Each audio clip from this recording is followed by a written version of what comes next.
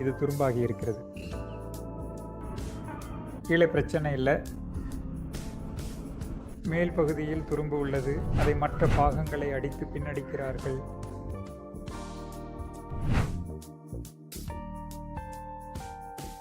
என்னுடைய வேலைக்கு நிறைய இருக்கிறது. அதிகமான டைல்ஸ் கிடக்கின்றன. அதிகபட்சமாக டைல்களை வேலை செய்து முடித்து விட்டோம் அல்லவா அக்கா? இப்படி தூசி வந்து விட்டது. இப்போது ஒவ்வொரு துண்டும் தடிப்பாக உள்ளே. பாத்ரூமில் 1-2 துண்டுகளை இட வேண்டும். இந்த ஒரு வேலை முடிந்தால் எப்போதும் நல்லது.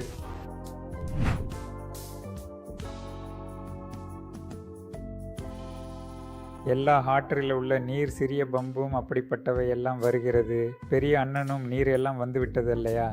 அப்போ அது ஒரு துண்டு கிரான் எலக்ட்ரோ வைக்க வேண்டி வரும் அடியில் வரும்போது.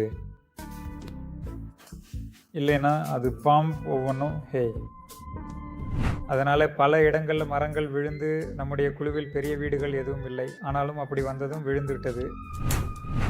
அதற்கு பிறகு உள்ளிகள் ஏறின. அப்பொழுது எப்படி இருந்தாலும் அங்கே ஒரு இடம் விட்டு கொடுத்து கொண்டிருந்தோம். கிரானைட் பற்றிய விஷயம் அது வெளியே தெரிஞ்சது. மற்ற எதிலும் பிரச்சனை இல்லை. அங்கே கொஞ்சம் வந்தால் ஏசி கொஞ்சம் குறையும் என்பது தானே.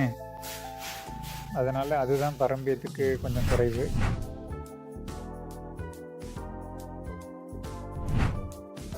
உயரம் அதிகமாகிவிட்டது என்பதுதான் காரணம். அப்போது தான் பாத்திரங்களை எல்லாம் வைக்க முடியும்.